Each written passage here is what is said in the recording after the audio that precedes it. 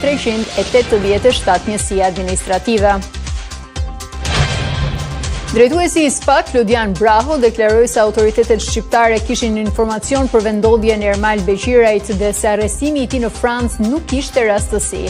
Braho shtoi se SPAK do të kërkojë sekuestrimin e avionëve të Beqirajt. Do të keni një njoftim. Ne kemi kërkuar të sekuestrohen jo vetëm ato, por edhe pasuri të tjera, u shpreh ai. Avokati britanik Ben Brandon e cilësoi të pajustifikuar masën e sigurisë ndaj Veliajt duke kërkuar lirimin, me argumentin se duhet të vijojë ushtrimin e mandatit. Brandon sqaroi se ndodhet në Tiranë vetëm për të asistuar Veliaj në aplikimin e tij drejtuar Gjykatës Evropiane të drejtave të njerëzit në Strasburg. Ministri i Mbrojtjes kundërshton opozitën për dërgimin e dokumentit në kushtetuese duke theksuar se për sigurinë kombëtare nuk duhet të ketë kahe politike, ndërsa qeveria ndërmerr hapje e parë për dislokimin e personelit ushtarak në Gaza. Një raket që dyshohet të jetë lëshuar nga Rusia gjatë një sulmi masiv në Ukrainë ra në territorin e Polonisë antare të NATO-s, duke shkaktuar një shpërthim dhe krater të madh. Varshava ngriti në ajër avionët e luftës, ndërsa bombarduesit rreth Ukrainës shkaktuan të paktën 8 viktima. Do t'jemi bashkë në këtë hapësirë informative, unë jam Gjoneta Progni. Me njëherë do të ndalemi te detajet e takimit që ka pasur sot kreu i SPAK me gazetarët për të ndarë detaje dhe informacione sa i takon dosjeve të ndryshme, duke u përgjigjur kështu edhe interesit të gazetarëve në pyetjet e tyre. Do të kem në komunikim direkt kolegun Armand Bajrami për të na dhënë më shumë informacion mbi atë çfarë është diskutuar sot. Të përshëndes Armand, fillimisht do doja që të ndaleshim tek çështja e dosjes së Akshit, si e sqaroi kreu i SPAK zoti Braho se si u ra në gjurmët e biznesmenit Ermal Beqiraj dhe a pati edhe diskutime apo edhe detaje shtesë sa i takon edhe atyre çfarë janë folur me autoritetet franceze. Poloneta në fakt për strukturën e posaçme kundër korrupsionit dhe krimit organizuar, duket se arrestimi i Ermal Beqirajt, një prej personave të kërkuar për llogaritë të dosjes Akshi, nuk ka qenë as rastësi dhe as një surprizë.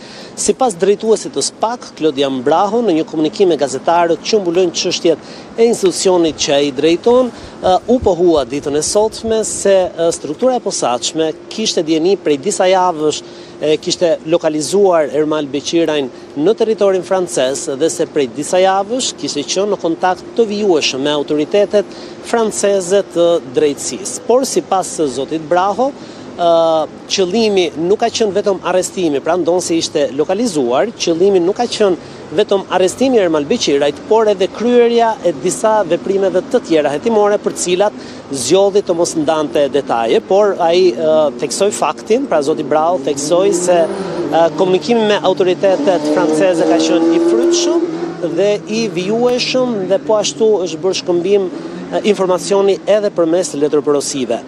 Duke cituar ligjërat të drejtë, atë çka zoti Braho tha para gazetarëve, i pyetur gjithmonë nëse kishte apo jo dieni SPAK mbi arrestimin e Ermal Beqirajt, u pohua se në çdo rast tha zoti Braho që prokuroria merr një urdhër nga gjykata, ja çon atë për detyrë organit që ka detyrë ekzekutimin e tij.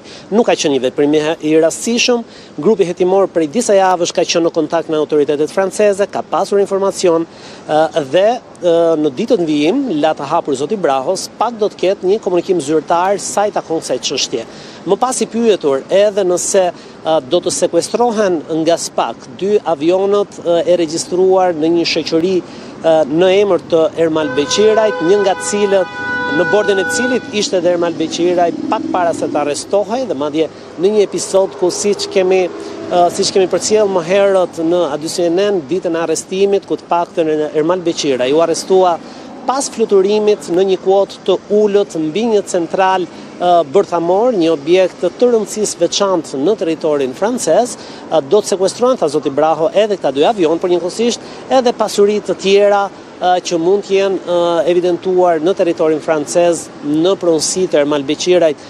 Ku nga ana tjetër, për llogari të Dosis Akshi, Ermal Beqirajt janë sekuestruar pasuri marramundse në territorin shqiptar, mes cilave apartamente, troje, automjete luksoze, por edhe një jahtë me një vlerë prej gati 1 milion euro. Ndalemi në një tjetër çështje, cili është sqarimi që ka dhënë zoti Braho sot në atë që është konsideruar si ndërhyrje e agjentëve të Byros Kombëtare të Hetimit në kompetencat e Policisë së Shtetit?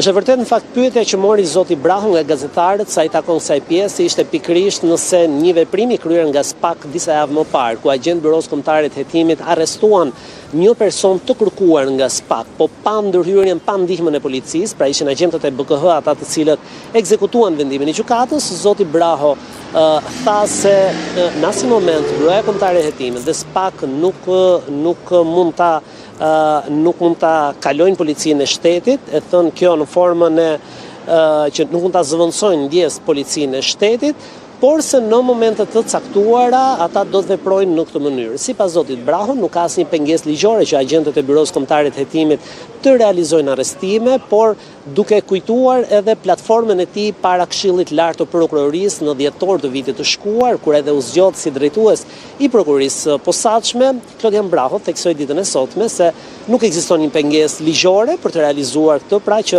arrestimet e personave në kërkim nga SPAK të bëhen nga agjentët e Byros Kombëtare të Hetimit, por sipas tij ka një kufizim sa i takon kapaciteteve njerëzore, burimeve njerëzore. Dhe në këtë lloj forme tha ai, do të pëlqente që në Byron Kombëtare të Hetimit ishte një strukturë e veçantë e dedikuar arrestimeve, ekzekutimit të urdhrave të gjykatës për masat të arrest në burg, por njëkohësisht edhe për kryerjen e veprimeve të tjera hetimore. Për në asnjë rast ai nuk përjashtoi policinë e shtetit, duke pohuar se në vijimësi SPAK ka pasur një bashkëpunim të mirë me policinë e shtetit dhe se asesi SPAK apo Byroja Kombëtare të Hetimit nuk mund të zëvendësojnë policinë e shtetit. Një pyetje të fundit, Armand, dua të ndalem pak në atë çfarë sigurisht për opinionin publik janë dosje me të vërtetë rëndësishme dhe të nxehta ato që trajtohen në këtë po themi në këtë strukturë të posaçme kundër korrupsionit dhe krimit të organizuar. Në çfarë janë dosjet më të rëndësishme dhe a ka nisje hetimesh të reja që mund të jenë për publikun me interes? Loneta, në fakt, qëllimi i takimit të kreut të SPAK Klodian Braho me gazetarët ditën e sotme ishte pikërisht edhe një paraqitje e një raporti 6 mujor të punës të veprimtarisë së SPAK në drejtimin e zotit Braho, i cili ka marrë drejtimin dhe frerët e këtij institucioni vetëm në fund të dhjetorit të vitit shkuar. Referuar një raporti, pra janar korrik 2026, Braho theksoi se SPAK ka përfunduar 183 hetime penale, nga cilat pra në këtë 6 mujor të parë të vitit 2026 janë goditur 7 grupe kriminale dhe njëkohësisht janë vënë nën sekuestro 420 milion euro para të siguruara nga veprimtari kriminale, këto qoftë para në asete në pasuri të tundshme dhe të patundshme, por edhe para kesh të sekuestruara, vlera monetare të mëdha apo sende të çmuara të sekuestruara për llogari të disa prej hetimeve të SPAK. Më pas sa i takon sekuestrimeve dhe pasurive, mes pasurive të sekuestruara dhe ku është vendosur masa e bllokimit përmes vendimeve gjyqësore me kërkesë të SPAK, do të veçoheshin janë mbi 150.000 metër katror truall që përbëjnë toka, troje dhe pyje, më shumë se 60 vila, apartamente dhe struktura hoteliere, disa prej cilave në zonën e Bregdetit, më shumë se 10 shoqëri tregtare së bashku me kuotat dhe kapitalet e tyre dhe asetet përkatëse, po ashtu një total prej 620 llogarish bankare në bankat nivelit 2 dhe njëkohësisht gati 100 automjete dhe mjete lundruese. Ndërkohë që sa i takon zyrtarëve të lartë, një nga kategoritë që SPAK heton dhe ku edhe pritshmëria e publikut është e lartë mbi punën e SPAK, në këtë 6 mujor të parë, SPAK konfirmoi ditën e sotme përmes raportit të gjysmës së parë të vitit 2026, ka hetuar SPAK 16 zyrtar apo ish zyrtar nga cilët pjesën më të madhe e përbëjnë kryetarët ose ish-kryetarët e bashkive, janë 5 të tillë, drejtues institucionesh apo ish drejtues institucionesh të rëndësishme qendrore që janë po ashtu 5 të tjerë, më pas ministra ose ish ministra që janë hetuar nga SPAK. Gjatë këtij 6 mujori të parë janë 2, një deputet dhe po ashtu në fushën e drejtësisë, pra gjyqtar apo prokuror, si edhe ish gjyqtar apo ish prokuror, janë 3 të tillë, të cilët janë hetuar nga SPAK në këtë 6 mujor të parë. Faleminderit Armand për të gjitha detajet që përcollen nga ky takim. Kryetari i Partisë Demokratike Sali Berisha gjatë një konferencë për shtyp deklaroi se Ermal Beqiraj dhe Ergjys Agasi qëllimisht nuk ishin shpallur në kohë në kërkim ndërkombëtar për të mundësuar vijimin e aktivitetit në vende të Bashkimit Evropian. Berisha pohoi se e ka denoncuar këtë që në muajin prill, por sipas tij ka qenë një urdhër i kryeministrit Rama që ka frenuar autoritetet të kërkonin arrest ndërkombëtar për 2 personazhet e dosjes së Akshit. Me 24 prill të vitit 2026, kam denoncuar se Agasi dhe Beqiri nuk janë në kërkim ndërkombëtar.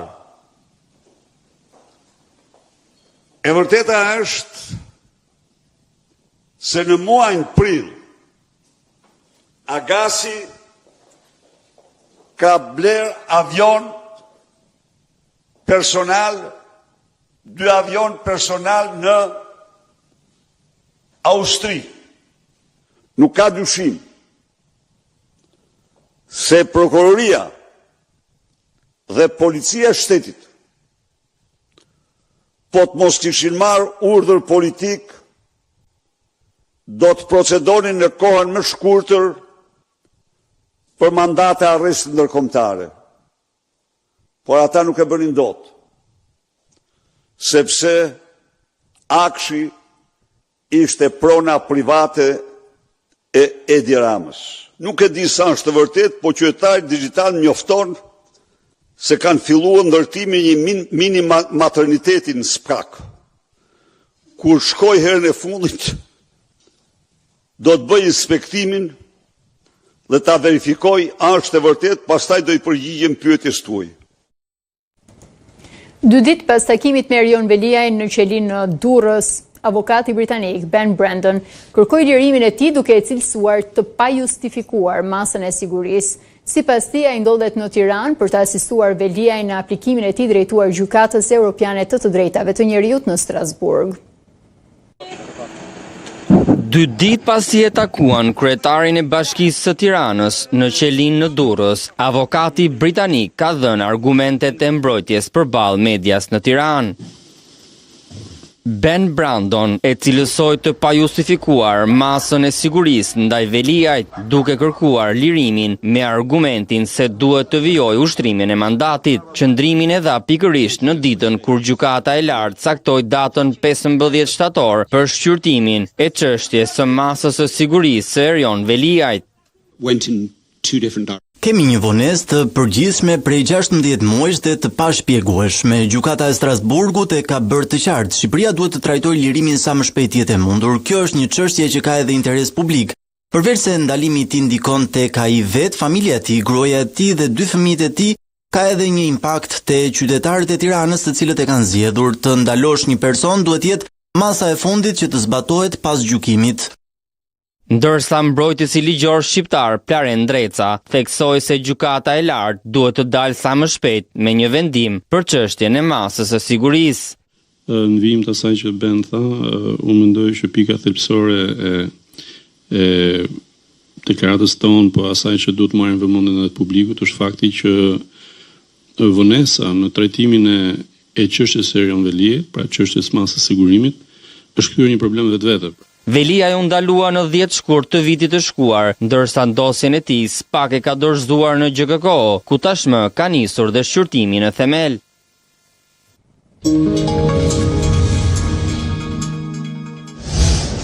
Njoftuam që në nisje të këtij edicioni informativ zyrtarizimin e draftit nga Partia Socialiste për reformën e re administrativo-territoriale, duke e paraqitur atë vetëm me firmat e deputetëve socialistë antar të komisionit posaçëm pasi nuk u arrit konsensus me Partinë Demokratike. Më shumë detaje nga ky drafti bërë publik ditën e sotme na jep Fiorella Beleshi, që e kam në lidhje të drejtë për drejtë. Fiorella, të përshëndes.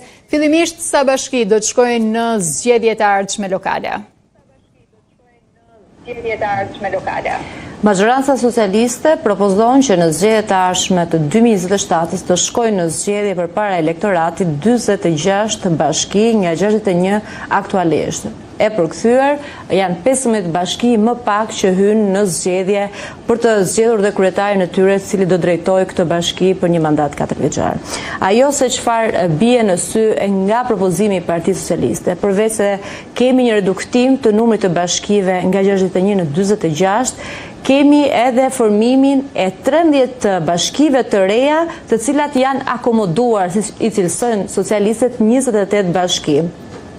Përveç se duhet themi që dy bashki në veri kanë ndryshuar, ku Fusharzi bashkohet me Pukën, Klosi bashkohet me Matin, më pas zbresim në Shqipërinë e Mesme, ku Rogozhina bashkohet me Kavajen, Dimali, Berati dhe Poliqani bashkohen bën një bashkim me Berat, Patosi bashkohet me Fierin, Divjaka bashkohet me Lushnjën, Selenisa me Vlorën, Malishi me Korçën, Këlsyra me Përmetin, me Maliaj me Tepelenën, Libohova me Gjirokastrën, Cërriku dhe Belshi me Elbasanin dhe Prenjasi me Librazhdin.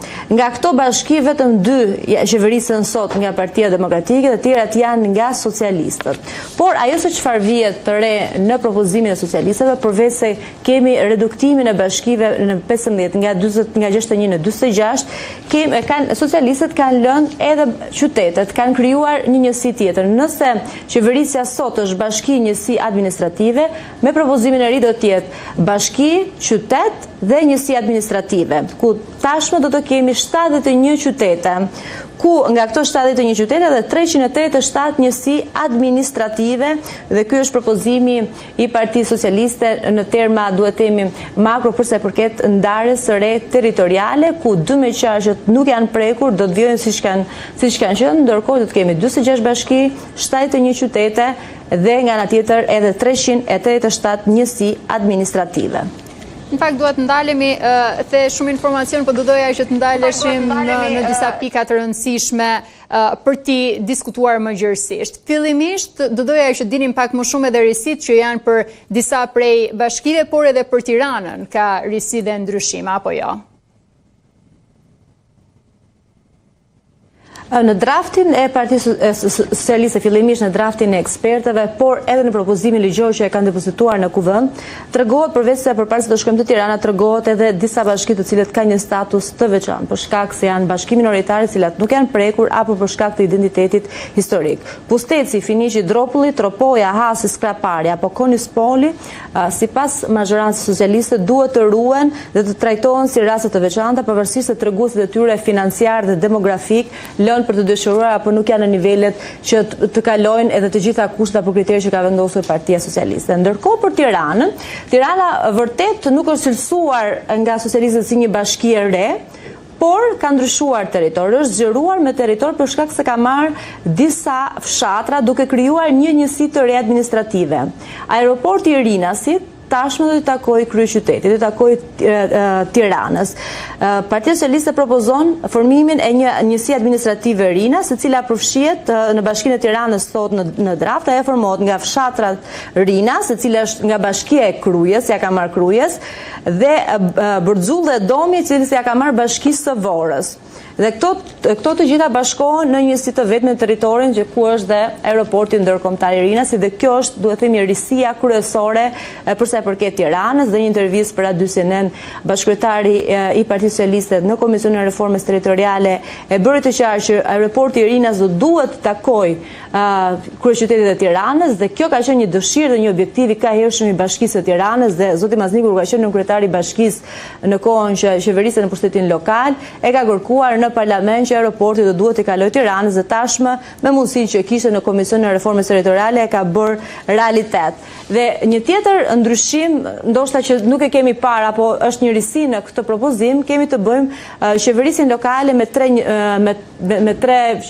tre njësi nga bashkia, cila do të jetë zgjidhur në mënyrë të drejtë për drejtë. Do të kemi qytetin, cila nuk ka qenë përpara, pasi e kemi pas bashki dhe njësi administrative, do kemi dhe njësit administrative. Qytetet do t'jenë më shumë se sa kanë qenë, pasi ne jemi mësuar që qyteti është e njëjtë me bashkinë. Ndërkohë tashmë do të jetë bashkia dhe qyteti do jetë më vete, edhe pse nuk do të ketë një të zgjedhur në mënyrë të drejt për drejt, por ka një tjetër propozim nga ana socialistëve. Po si do të bëhet edhe ndarja e kompetencave midis këtyre 3 niveleve të qeverisjes vendore, pasi qyteti është një element i ri që shtohet, ndoshta edhe qytetarët kur e dëgjojnë këtë ndihen disi të paqartë se cili do të jetë roli i kësaj hallke.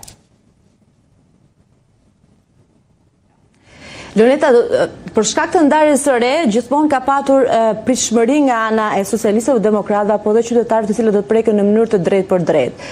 Kur ka qenë seanca dëgjimore apo janë bërë seancat konsultuese me kryetarët e bashkive apo me banorët në përzona, qytetarët, asnjëri për kryetarëve të bashkive apo qytetarët nuk kanë planuar që të ndahen apo të bashkohen me një qytet tjetër. Ne kemi parë dhe raportuar dhe na dysin prenjasi nuk dëshiron që të bashkohet me Librazhin dhe madje ka nisur dhe të nënshkruaj peticion për shkak që nuk duan të bashkohen me Librazhin. Por duke që në propozimin e ri socialistët i kanë akomoduar të gjitha pakënaqësitë. Çka do thotë? Vërtet do të jenë 46 bashki të cilët do shkojnë të zgjedhen, do zgjidhen vetëm 46 kryetar bashkie. Por me formimin e kësaj njësie tjetër qeverisë që është 71 qytete, ata qytetet do vijojnë të qëndrojnë me emrat të tyre, madje janë formuar dhe qytete të reja, sidomos për shembull qyteti në Dibër do të ketë qytete të reja, të cilat nuk kanë qenë deri më sot. Dhe për shkak se këto qytete do të kenë një nënkryetar të tyre. Nuk do të ketë një kryetar qyteti, por do të ketë një nënkryetar që do vendosë, do jetë në krye të administrimit të gjithë qytetit. Dhe nga ana tjetër, kur të zgjidhet këshilli bashkiak i bashkisë më të madhe, i bashkisë cilës ky qytet është pjesë e saj, këshilli bashkiak do të ketë në mënyrë proporcionale antar të saj nga çdo qytet në cilë përbëhet kjo bashki. Çka do thotë që edhe qytetet do të jenë të përfaqësuara nëpërmjet antarëve të tyre në këshillin bashkiak. Dhe me këtë, Partia Socialiste mendon që të kënaqë të gjitha palët dhe ata të cilët kanë menduar që mund të qëndrojnë të papunë apo nuk do të jenë të përfaqësuar në mënyrë që nëse qyteti i tyre nuk do të ekzistojë më, atëherë si do të jetë identiteti i tyre historike dhe lokale gjitha. Kështu që të gjitha këto shqetësime duke që Partia Socialiste i ka akomoduar, për shkak se duhet të kujtojmë që zgjedhjet e ardhshme lokale janë edhe duhet më pak se një vit. Kështu që Partia Socialiste nuk do që këto pakënaqësi të krijohen që kur të shkojnë tek vota më pas të kenë edhe të përkthehet pakënaqësia edhe në vot, kur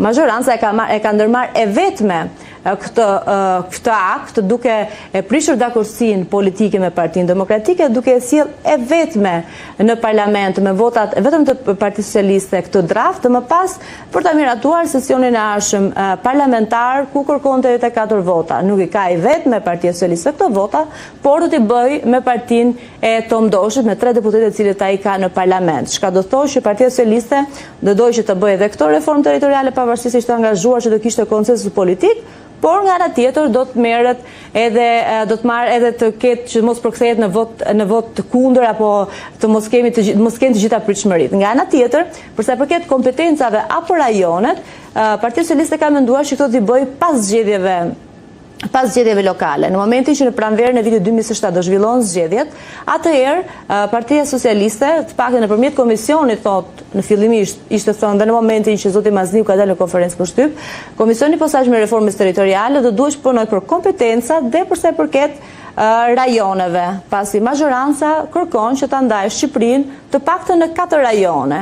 Dhe këto rajone do të kenë kompetenca për sa i përket anës financiare apo për të përthithur të gjitha fondet që vijnë nga Bashkimi Evropian që më pas të shpërndahen, dhe kjo do të jetë interesante për të parë se si do të zgjidhen antarët apo ata që do të drejtojnë rajonet, apo do të jenë me emërim dhe nëse do të jenë me një shumicë të thjeshtë apo një shumicë të cilësuar, nëse do të jenë nga Partia Socialiste apo do të jenë varet se si do të zgjidhet, si do të shkruhet nga ana e zotit Mazniku dhe ana e socialistëve. Dhe këto janë të gjitha detajet të cilat tashmë dhe këto janë të gjitha risitë që sot Partia Socialiste ka depozituar, dhe pavarësisht duhet të theksoj faktin që kanë qenë disa bashki të cilat edhe janë menduar që mund të ndryshojnë, por lobimi deri në momentin e fundit tek zoti Rama për që disa bashki të mos bashkohen me bashki të tjera apo të mos bashkohen 3 bashki së bashku për të formuar një bashki më të madhe, kanë qenë deri në momentin e fundit tek kryeministri Rama dhe tashmë Kjo është zyrtare, ku do kemi 15 bashki më pak, pavarësisht se socialistët dhe një reagim zyrtar i Partisë Socialiste janë munduar të nënvizojnë faktin, të qetësojnë të gjithë qytetarët që nuk ka shkrirje të bashkive, por ka vetëm bashkime të disa qyteteve dhe në një bashkime të madhe, ndërkohë do të ruhet identiteti i tyre, pavarësisht se fakti është që do kemi 15 bashki më pak të cilat do shkojnë në zgjedhje. Qarë, duhet ndalem pak edhe tek mbledhja që pritet të mbahet sot. Mblidhen në këtë takim drejtuesit e qarqeve, gjithashtu edhe kryetarët e komisioneve parlamentare. Çfarë pritet të diskutohet? Do tjetë takimi në një farë mënyrë i lam të mirës, në tojnë se gjithmonë për këtë sesion politik, për të kthyer dhe për të bashkuar sërish pastaj socialistët në fund të gushtit ndoshta apo në fillim të shtatorit, pasi kryeministri Rama, njëkohësisht kryetari i Partisë Socialiste, ka thirrur në pallatin e brigadave në orën 17 drejtuesit politik, gjithashtu edhe kryetarët e komisioneve parlamentare që drejtohen nga Partia Socialiste, një takim ku pritet që edhe fjala e zotit Rama ndoshta mund të jetë edhe hapur, por kjo duhet parë deri momentet e fundit, pasi është një vendim që e merr vetë zoti Rama, që për të treguar edhe për sa i përket kësaj mbledhje. Paktën sipas burimeve flitet që fjala e tij do t'i referohet dokumentit Besa dhe aneksit të Partisë Socialiste për të patur dhe për treguar edhe një herë se do të jetë kthesa e kësaj majorancë qeverisë për mandatin e 4, për 3 vitet që kanë mbetur nga ky mandat i 4, por nga ana tjetër duke referuar fakti që vetëm ka pak momenti që ka dalë raporti dhe ndarja e re territoriale dhe është bërë publike, nuk do të mungojë dhe fjala e zotit Rama përsa përket kësaj ndarje të re dhe për qartësuar dhe për të qetësuar ndoshta të gjitha ato bashki apo qytetarë të zonave të caktuara të cilët nuk janë fort të kënaqur me këtë ndarje të re, pavarësisht siç e thash më herët, me qytetet, duke që socialistët duan të ulin të gjitha ato tensione që tashmë janë gjatë publike në terren, edhe Partia Socialiste i di këto, dhe do t'jenë këto të dyja pikat kryesore të këtij takimi, dhe nga ana tjetër për të lënë porosit edhe për të kthyer në fund pas pushimeve, që socialistët do të marrin pushimet dhe të kthehen në fund të gushtit, si gjithmonë siç e ka tradit kjo majorancë qeverisë, dhe ose në fillim të shtatorit, ku gjithmonë kur ka takime të mëdha pritet të ketë edhe gjithmonë socialistët janë në ankth nëse do të ketë ndryshime të tjera, kur Partia Socialiste futet në vitin e 2 të mandatit të 4 qeverisës. Me sa duket për socialistët edhe pushimet e kësaj vere nuk do të jenë ndaj të qeta. Faleminderit Fiorella për gjitha detajet që përcolla. Ne do të vjojmë më tej marrëveshje huas me Shtetet e Bashkuara të Amerikës prej $302 milion për qeverinë nuk lidhet me samitin e NATO-s që mbahet në Tiranë, por me angazhimet që lindin nga samiti i Hagës. Ministri i Mbrojtjes Ermal Nufi, duke kundërshtuar opozitën për dërgimin e dokumentit në kushtetuese, theksoi se për sigurinë kombëtare nuk duhet të ketë kahe politike. Madje për më shumë shton se bëhet fjalë për teknologji të lartë ushtarake. Unë si jurist nuk besoj që është në shkeljet kushtetues, dhe kjo është qëndrimi im. Ministri i Mbrojtjes Ermal Nufi e quajti të papranueshme qëndrimin e Partisë Demokratike për dërgimin në gjykatën kushtetuese të marrëveshjes së HUAS me SBA për financimin e forcave të armatosura. Prej opozitës kërkon që siguria kombëtare të mos jetë pjesë e debatit politik. Ta takohet një marrëveshje e cila financon mbrojtjen është e papranueshme. Unë mendoj që kur vjen puna te siguria kombëtare nuk ka krahë politike dhe kur sidomos kur vjen puna tek marrëdhënia dhe marrëveshjet që ne kemi me Shtetet e Bashkuara të Amerikës nuk duhet të ketë krahë politik. Sipas tij, shpenzimet për armatime nuk lidhen me samitin e ardhshëm të NATO-s në Tiranë, por me angazhimet e samitit të Hagës. Që nga samiti i Hagës është vendosur rritja e shpenzimeve për të kapur në vitin 2035, atë që quhet angazhimi i Hagës 3.5% shpenzime që janë të lidhura vetëm me mbrojtjen dhe 1.5% që janë të lidhura rreth mbrojtjes, që mund të jenë siguri kibernetike, infrastrukturë kritike etj. Vendosja e sekretit shtetëror mbi marrëveshjen, shpjegoi Nufi, lidhet me faktin se bëhet fjalë për teknologji amerikane, përdorimi të cilës sipas tij është treguesi besimit ndaj Shqipërisë. Patjetër që marrëveshja monitorohet rreptësisht nga palë amerikan. E thash dhe i them, bëhet fjalë për transferim teknologjik. Transferimi teknologjik kur ty të vjen një pajisje nuk është si një armë zjarri e thjesht që gjuh një plumb dhe mbron. Bëhet fjalë për teknologji. Dhe kur vjen puna për teknologji, bëhet fjalë për supremaci teknologjike dhe ushtarake. Dhe nuk ka mundësi dhe nuk ka asnjë shans që kjo marrëveshje vetëm të mos monitorohet, por mos të jetë gjithë kohës në mbikëqyrjen e palës amerikane qindark për qindark. Pagesat për fondin prej $302 milion do të kalojnë nga Ministria e Financave te prodhuesit e teknologjive, pa cikle ndërmjetësuese, pohoi Nufi. Shqipëria ka nisur konkretizimin e angazhimit të saj në misionin ndërkombëtar për ruajtjen e paqes në Gaza, duke ndërmarrë hapat e parë për dislokimin e personelit ushtarak. Ministri i Mbrojtjes Ermal Nufi bëri të ditur pas mbledhjes së qeverisë se në fazën e parë janë caktuar 4 oficerë, të cilët do të vendosen pranë strukturave të shtabit të misionit. Sipas burimeve të A2 CNN, pas raportimit dhe vlerësimit të situatës në terren, do të merret vendimi për dërgimin e 36 ushtarëve të tjerë, duke e çuar në 40 numrin total të ushtarakëve shqiptar të planifikuar për këtë mision. Faza e dytë e dislokimit do të shoqërohet edhe me përcaktimin e zonave ku do të angazhohen trupat shqiptare. Ky mision përbën kontributin e Shqipërisë në përpjekjet ndërkombëtare për ruajtjen e paqes dhe stabilizimin e situatës në rripin e Gazës nëpërmjet bordit të paqes të themeluar nga presidenti i Shteteve të Bashkuara të Amerikës, Donald Trump.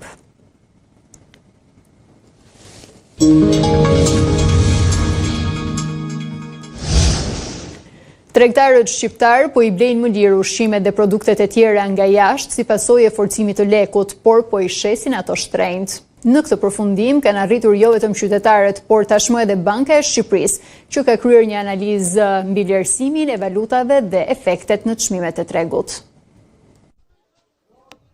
Rënja e euros duhej të shoqërohej me çmime më të lira të mallrave të importit, por në tregjet e vendit ndodhe kundërta. Në këtë përfundim ka arritur Banka e Shqipërisë në një analizë të kryer mbi zhvlerësimin e valutave dhe efektet në çmimet e produkteve. Vlerësimet tona tregojnë se luhatit e kursit të këmbimit ndikojnë në normën e inflacionit, por madhësia e transmetimit është e pabarabartë. Nënçmimi i kursit të këmbimit ushtron presione inflacioniste të ndjeshme, ndërsa mbiçmimi i kursit të këmbimit ka ndikim të papërfillshëm në inflacion. Në korrik të vitit 2022, një euro kushtonte 122.37 lek. Sot është vlerësuar me 26.81 lek, por edhe pse rënja është e fortë, çmimet e mallrave të importit nuk janë ulur me 20%. Domate ka qenë çik më lirë vjet, po si vjet është nga thatësira është çik më shtrenjtë. Po shumë e pranueshme është, edhe kaq. Si ja bëni, domethënë për të konsum reduktoni çik sasinë apo çik më pak normal. Se nuk është sikur 500 lek, sikur 1000 lek. Me të ardhurat si ja bëni, arrini dot? Vështirë kemi pak, sepse ne jemi pensionistë dhe gjithmonë pensionisti e ka të vështirë pak të i përballoj. Janë vetëm të ardhurat që keni, apo detyrohen fëmijët t'ju ndihmojnë apo në punë vetë? Fëmijët kanë familjet e tyre. Kështu që duhet punoni vetë apo? Vetë përballoj me pensionet tona. Aq sa kemi mundësi. Nëse në vitin 2022 për të blerë produkte me vlerë 100.000 euro duheshin 11.7 milion lek, sot duhen vetëm 9.3 milion lek. Pra, tregtari ka 2.4 milion lek, apo 20.5% më pak kosto, por gjithsesi produktet shiten shtrenjtë.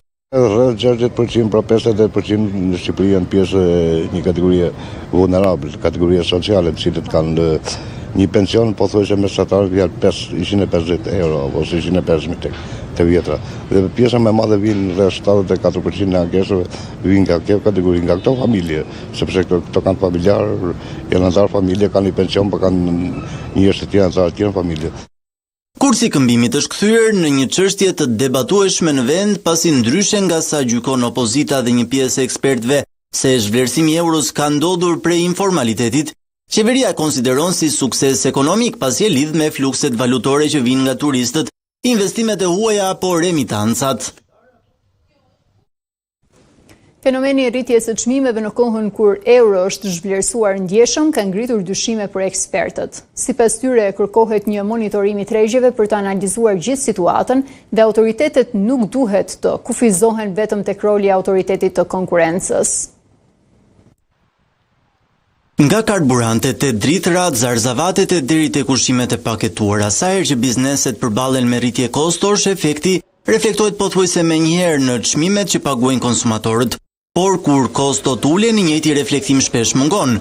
Një nga shembujt më të qartë është forcimi i lekut, i cili nuk është përkthyer në ulje të ndjeshme të çmimeve të mallrave të importuara.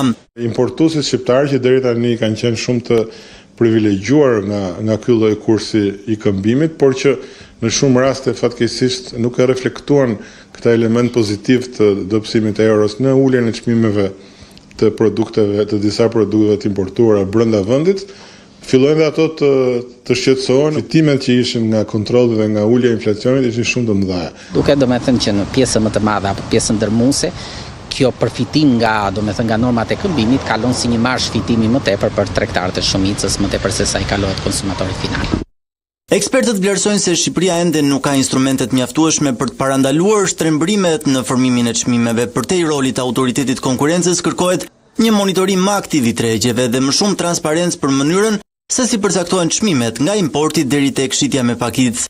Ka të bëjë pikërisht me shumë çmime që kanë të bëjnë me pasuritë e patundshme ose shumë çmime tjera të blerjeve të mëdha që quhen apo dhe pagave.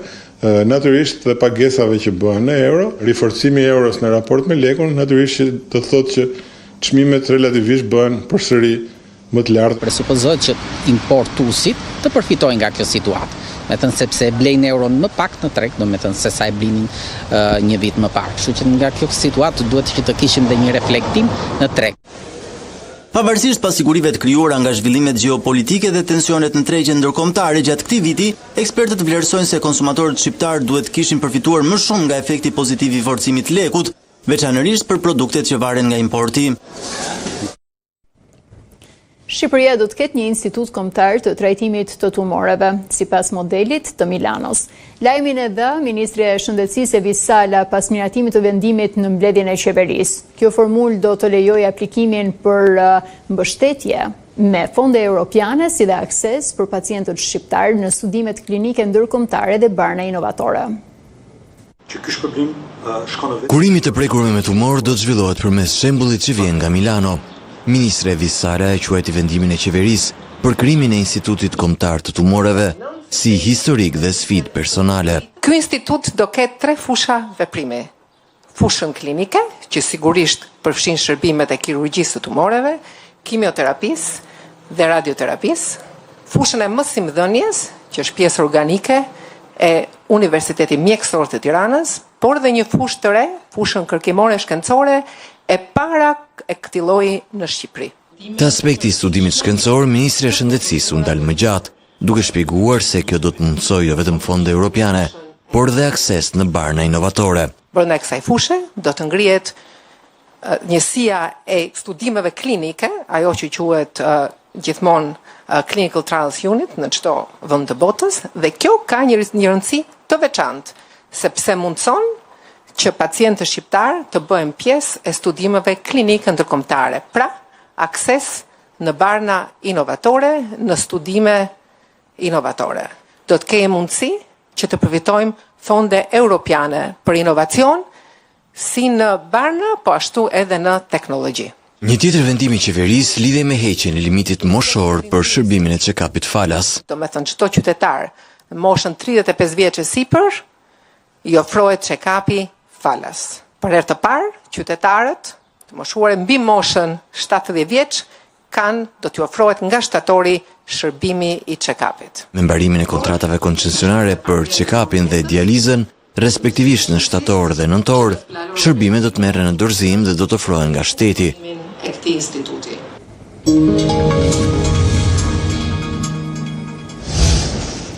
Policia ka arrestuar një edukatore 32 vjeçare pasi dyshohet se ka goditur me shuplak një fëmijë 2 vjeçar në një kopësht privat në zonën e Ish Kino Studios në Tiranë. Rasti u zbulua pas denoncimit të prindërve dhe verifikimit të pamjeve të kamerave të sigurisë.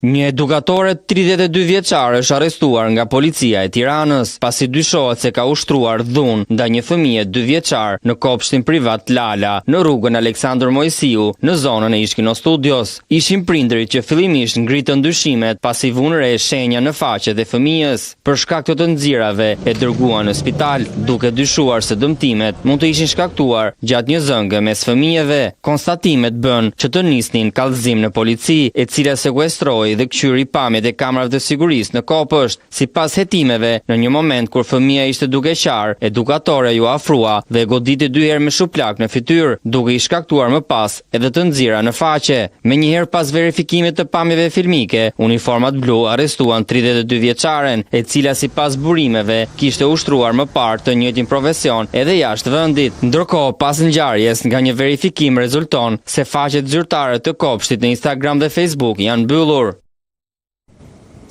Tentativa për të gjuajtur në mënyrë të paligjshme peshq në zonën e Porto Palermos pranë Himarës i ka kushtuar jetën 65 vjeçarit me inicialet PM. Sipas të dhënave paraprake policore, i ndjeri ishte duke peshkuar me dinamit dhe dyshohet se një prej kallëpëve i ka plasur në dorë. Pavarësisht ndihmës së ofruar dhe transportimit drejt qendrës shëndetësore në Himar, 65 vjeçari nuk arriti të mbijetonte, duke ndëruar jetë si pasojë e plagëve të marra dhe gjakderdhjes. Ndërkaq, policia e Vlorës ka nisur hetimet për këtë rast me qëllim zbardhjen e plotë të rrethanave të kësaj ngjarjeje tragjike.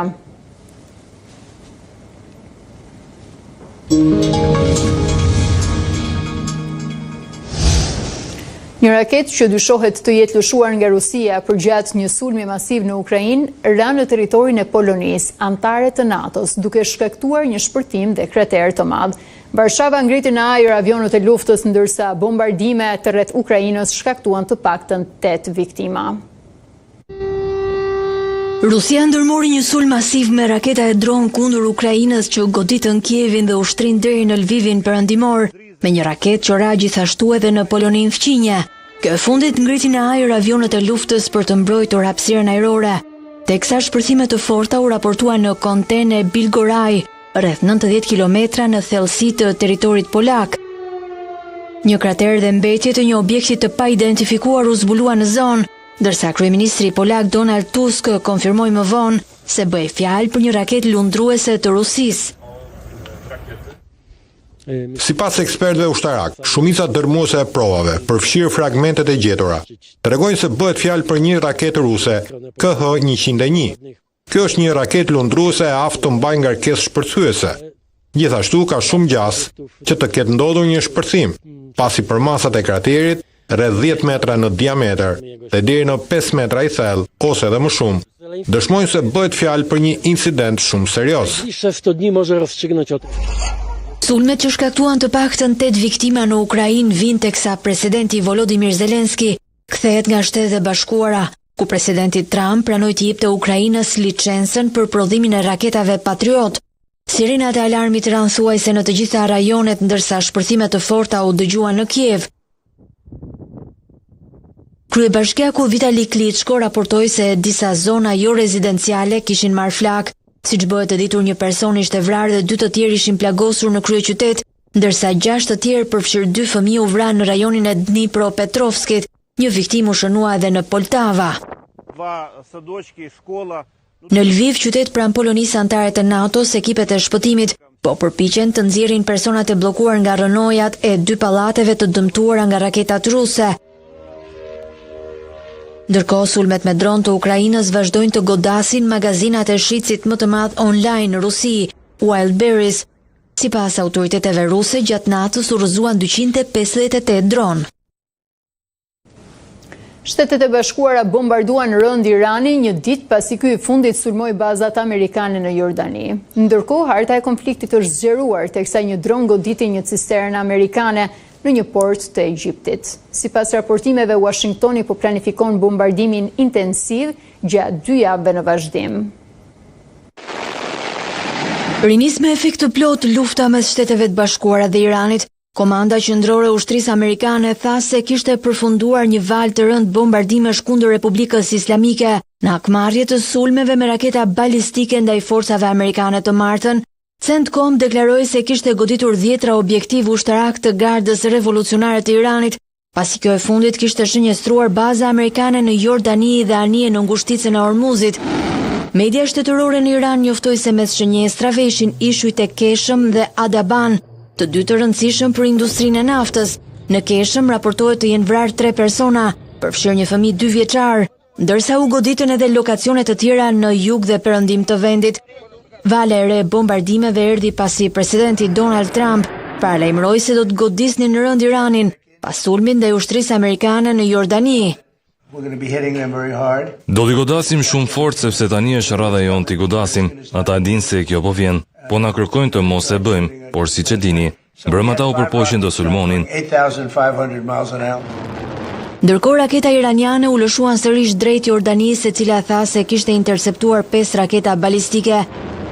Në një zgjerim të rrezikshëm të hartës së konfliktit, një sulm me dron u raportua kundër një cisterne amerikane për magazinimin e gazit në portin e Damietas në Egjipt. Droni goditi anien cistern Energos Winter, duke shkaktuar një zjarr që u përhap edhe tek një anije tjetër, than 3 burime tregtare me dieni mbi ngjarjen. Përshkallëzimi i fundit vjen në një javë kur është shënuar zgjerimi i konfliktit me sulmet e para të përbashkëta të njoftuara publikisht mes SBA-s dhe Arabisë Saudite kundër milicive pro-Iranit në Irak. Të mërkurën portali Axios, që citoi zyrtar amerikan, tha se ministri saudit i mbrojtjes, princi Khalid bin Salman, i kishte thënë Trumpit se Arabia dëshiron zbutjen e tensioneve. Ndërkohë, sipas Wall Street Journal, shefi i komandës qendrore amerikane Brett Cooper i ka prezantuar presidentit Trump një plan për bombardime në Iran për gjatë 14 ditëve në vazhdim. Irani ka deklaruar se ngushtica e Hormuzit do të mbetet e mbyllur për aq kohë sa Shtetet e Bashkuara vazhdojnë sipas Teheranit me kërcënimet dhe ndërhyrjet në lëvizjen e anijeve në rajon. Deklarata u bën nga trupat e Gardës Revolucionare Islamike, vetëm pak orë pasi ushtria amerikane njoftoi se kishte goditur 10 objektiva ushtarake në Iran. Në një komunikat të publikuar në Telegram, Garda Revolucionare tha se ngushtica e Hormuzit është nën kontrollin e Iranit dhe se forcat detare iraniane nuk do të lejojnë asnjë fuqi të huaj të ndërhyjë në këtë zonë strategjike. Garda paralajmëroi se agresori do të ndëshkohet dhe u bëri thirrje edhe vendeve që mbështesin Shtetet e Bashkuara të Amerikës të ndryshojnë qëndrim, duke kërcënuar me një përgjigje të ashpër. Ngushtica e Hormuzit është një nga rrugët më të rëndësishme detare në botë për transportin e naftës dhe çdo bllokim i saj rrit shqetësimet për stabilitetin global dhe tregjet e energjisë.